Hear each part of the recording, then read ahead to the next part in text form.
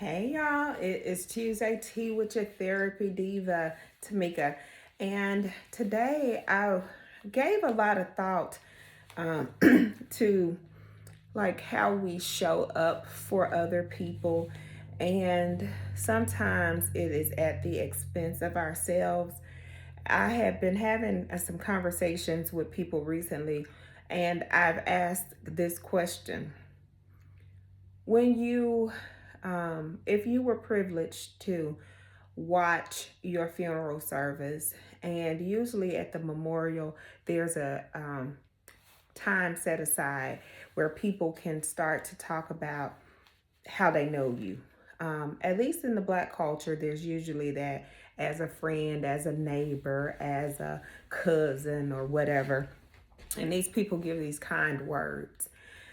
I've asked people who seem to have some of the same characteristics that I've often found to be very endearing for myself, things that I wore with badges of honor, and things that I had pride in, and that I should, to a large degree, be proud of because they are traditionally seen as positive qualities. And things like people would say, oh, that person's very dependable, very reliable. If I needed anything from them, they were always there to answer my calls. If I ever needed them to come to do something for me, they were right there. They were always there offering their advice, their help, their assistance with things. And I thought, how many people would be standing in line saying, Amen. Yes, that's the person that I knew. And then I thought, well, what if you, or I asked the question, what if you were to attend, 1,000 funerals, hundreds of funerals? How many of those people would you be able to stand up and say the same thing? That you could call them, they always answered. They were always dependable, very reliable, people who cared, who you could trust. How many people could you find that to be true about? For the most part, people would say that the people who said that about them would far outweigh the amount of people that they could say that about. That doesn't sound like necessarily some groundbreaking, earth shattering news, because we've heard people say often that, check on your strong friends. I'm always dependable, but who can I depend on? But I have done a lot of retrospective work, meaning like looking behind me, looking at things that I've done. I've done a lot of introspective work, meaning looking inside of me, seeing things that motivate me.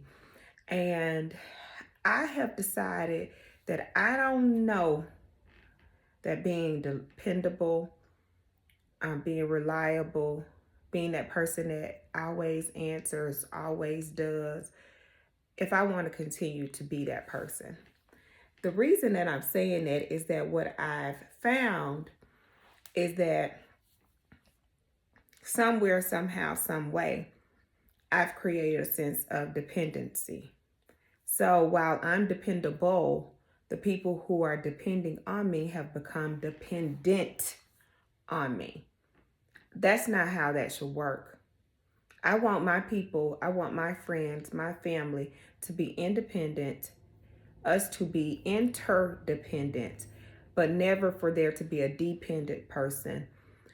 Because then I think that's where growth stops for them and for me. If I learn to always be there for people, I don't learn to trust other people to be there for me.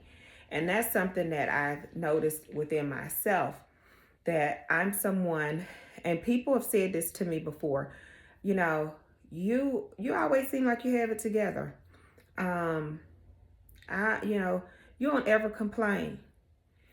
Um, and my son said to me one time, this is my oldest son, he said, you act like nothing bothers you. I don't know if it's real or not, but you act like nothing bothers you. For the most part, those things are true. I don't let things bother me. I don't worry about a whole bunch of things. I become concerned. I become engaged. I become consumed to some degree. But I try not to let things worry me. But the part of that that I didn't like is that sometimes I'm so independent with my thinking, with my doing, and my acting that I forget that there is a blessing in allowing other people to help you. Just because you can carry the load alone doesn't mean it's meant for you to carry alone. So, on this Tuesday, T, I would like for you to take some introspective work, do some introspective work, take a retrospective look to see how what you've been doing is really serving you. And is this where you want to keep going? Do you want to be the person that there's a line saying, yes, this person was dependable, but there was also people who wanted to be there for you, who wanted to show up and be able to help you carry a load, but say, that person would push me away. We can be interdependent and not lose anything about ourselves. So this Tuesday Tea with your therapy diva, I just want us to learn, to love, to grow, just to keep that cycle going. That's all I got for you. Thanks.